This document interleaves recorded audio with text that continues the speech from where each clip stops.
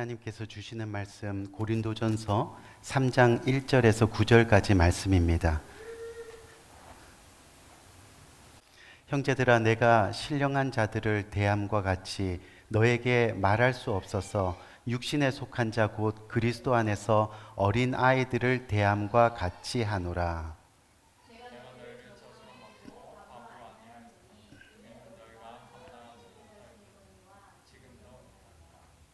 너희는 아직도 육신에 속한 자로다. 너희 가운데 시기와 분쟁이 있으니 어찌 육신에 속하여 사람을 따라 행함이 아니리요.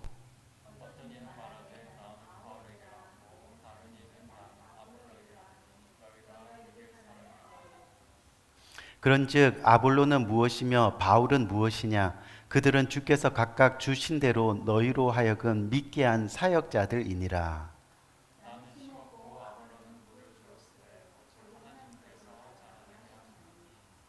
그런즉 심는 이나 물 주는 이는 아무것도 아니로되 오직 자라게 하시는 이는 하나님뿐이니라.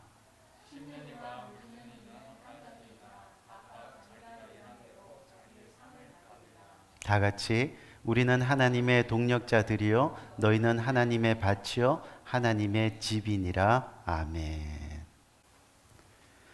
오늘 새해 두 번째 시간 자라나게 하심이라는 주제로 말씀을 증거하기를 원하는데, 이 바라기는 오늘 말씀을 통해서 어떻게 성장해야 하는가에 대한 도전이 우리 모두의 심령 가운데 있기를 주님의 이름으로 간절히 축원드립니다.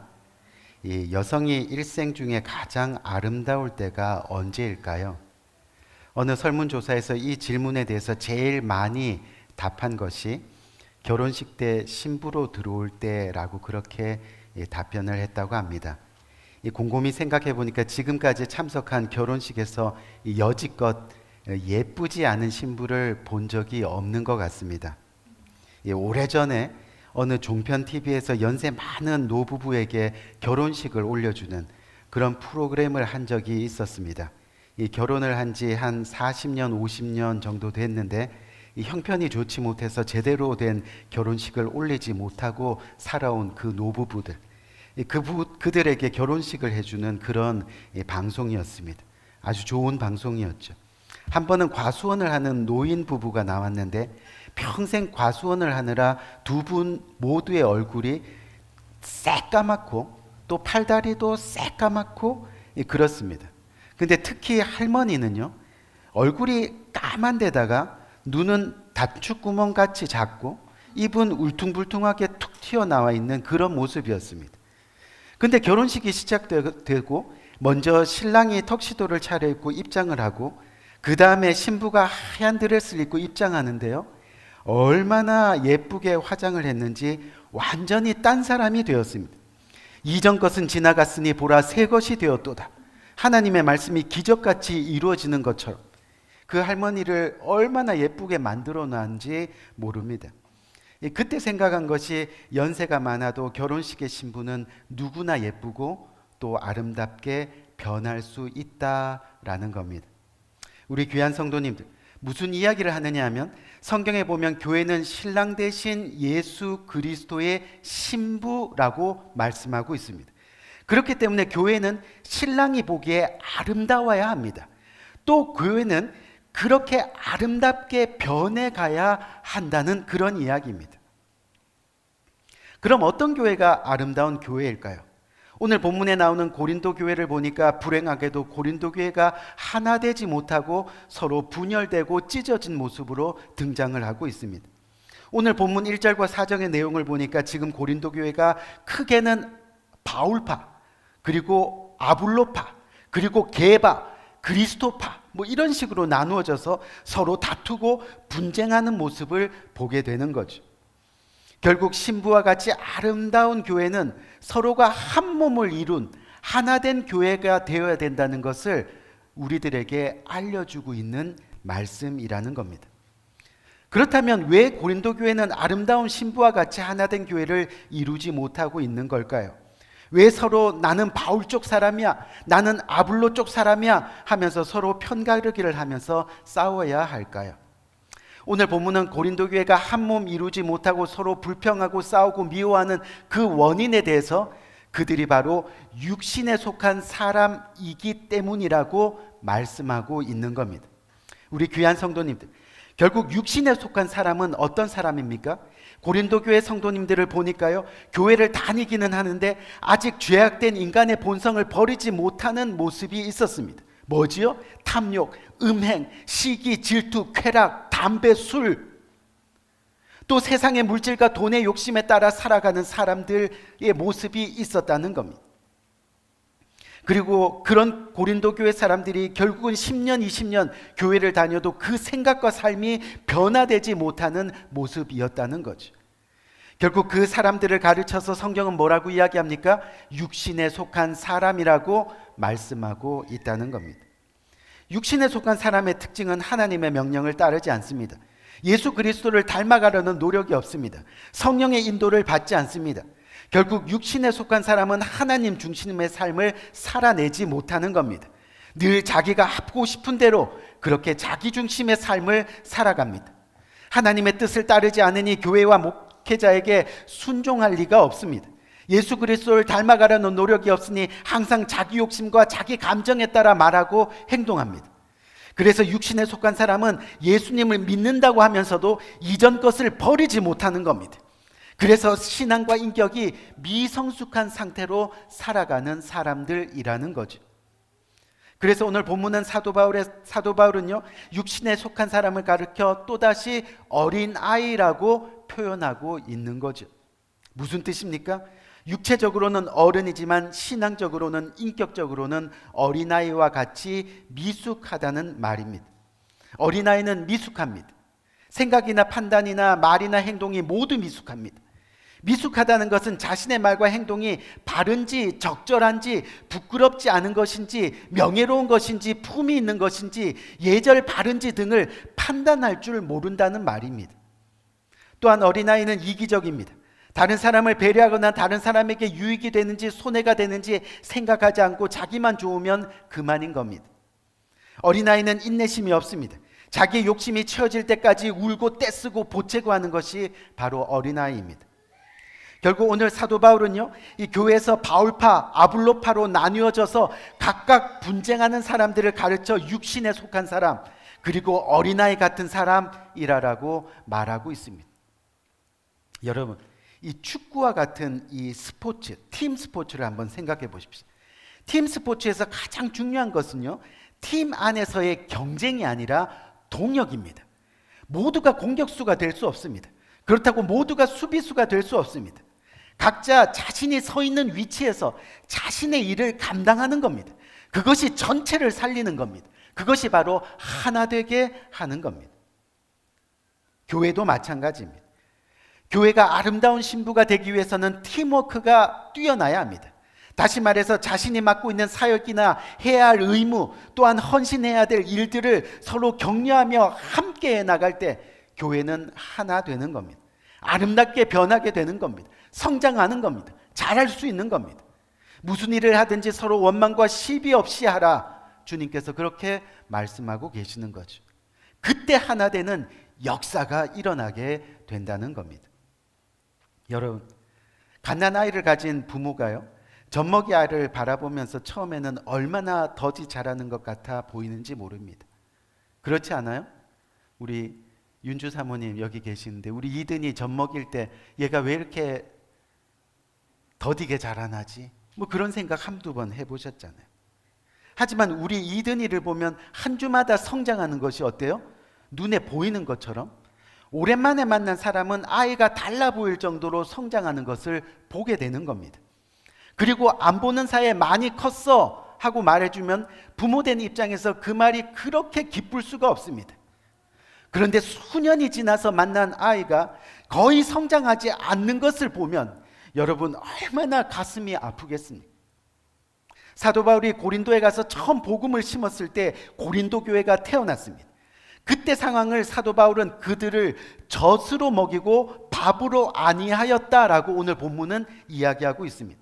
그리고 바울이 다시 선교를 떠났을 때 아볼로가 말씀으로 고린도 교회를 양육했습니다. 그런데 수년이 지난 후에도 사도 바울에게 들리는 소리는 고린도 교회가 여전히 젖을 먹고 있다는 겁니다. 쉽게 말해서 자라나지 않는 겁니다.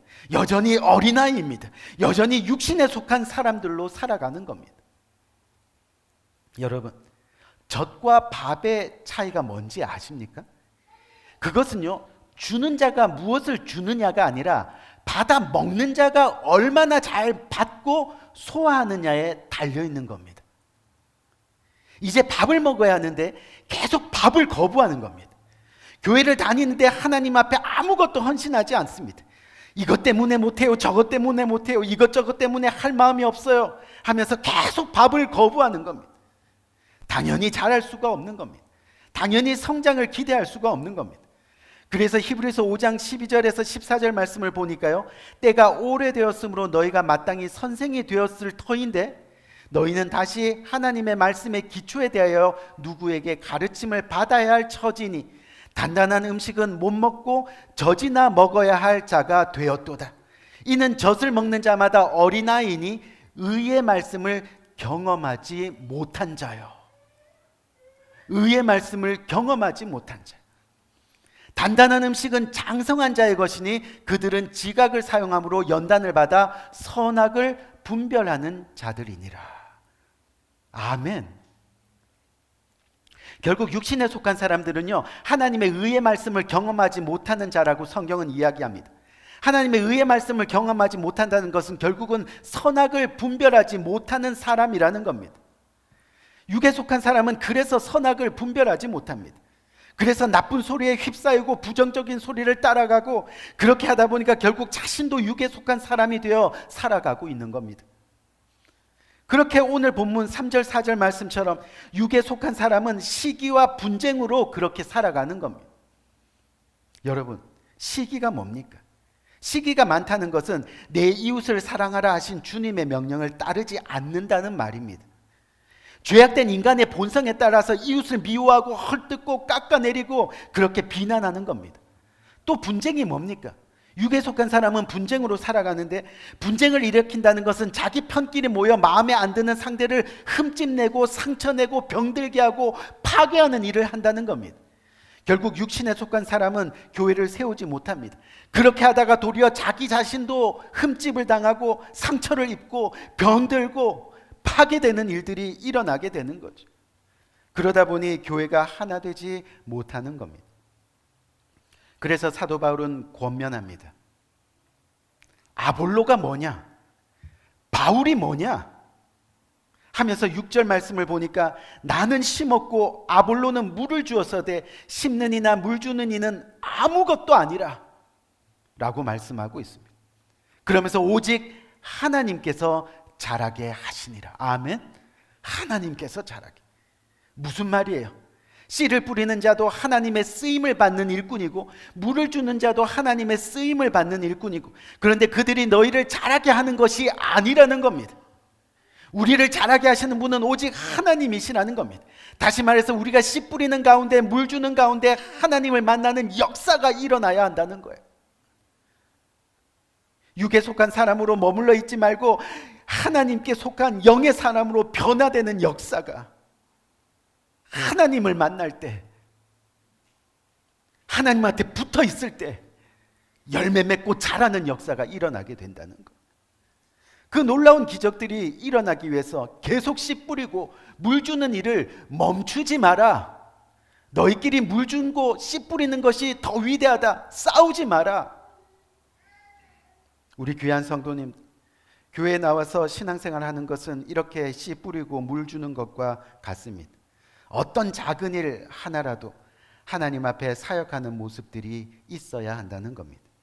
예배 찬양팀으로, 재정부로, 중보기도팀으로, 성찬위원으로, 성찬 준비 담당으로, 교회 안내위원으로, 대표기도로, 성경봉독으로, 헌금위원으로, 교회 청소로, 교회 물품 담당으로, 매달 주님 앞에 드려지는 특송으로 새신자를 환영하고 서로 대접하고 그렇게 사역하는 모습들이 있어야 한다는 거예요.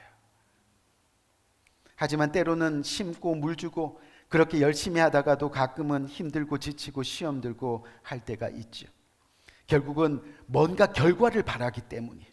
뭔가 내 생각대로 응답이 이루어지기를 바라기 때문이에요. 하지만 자라게 하시고 열매 맺게 하시는 분은 하나님이십니다.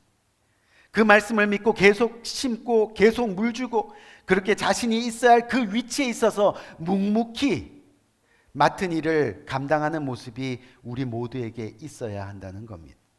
그것이 바로 자라나게 하심의 기적을 볼 수 있게 되는 거죠. 그렇게 주님의 몸된 교회에 그 포도나무 가지에 붙어 있으면 언젠가는 반드시 자라고 열매 맺게 되어 있습니다. 왜요? 오늘 본문 8절 말씀을 보니까 심는 이와 물 주는 이는 한 가지나 각각 자기 일한 대로 자기의 상을 받느니라. 아멘. 어떤 사람이 복권 당첨되게 해달라고 하나님께 매일 기도했습니다. 10년이 넘도록 계속 기도했습니다. 10년 동안 그런데 아무 일도 일어나지 않았습니다. 너무 실망한 나머지 하나님 내 기도도 들어주지 않는 그런 하나님, 나 이제 그런 하나님 안 믿을래요. 그랬더니 10년 만에 하나님의 음성이 들리는 겁니다. 얘야, 복권이나 사놓고 기도해라. 우리 사랑하는 성도님들, 언제까지 씨 뿌리지도 않고 물 주지도 않으면서 자라고 열매 맺기를 원하십니까? 언제까지 주님의 일을 하나도 안 하면서 축복받기를 원하십니까? 언제까지 해야 할 사역들 다 뒷전에 두고 상급받기를 원하십니까? 언제까지 육신에 속한 자로 살아가면서 하나님 일에 관심 없이 그렇게 사시겠습니까?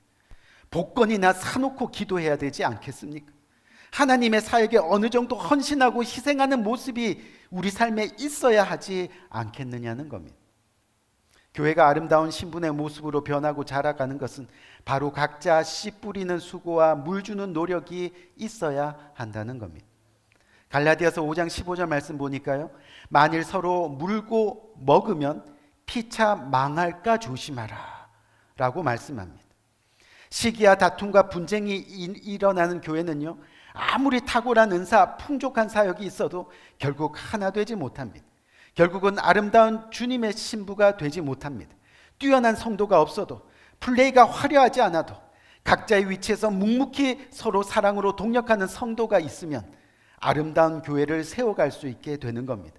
그렇게 하나 되는 교회를 이루어갈 수 있게 되는 겁니다.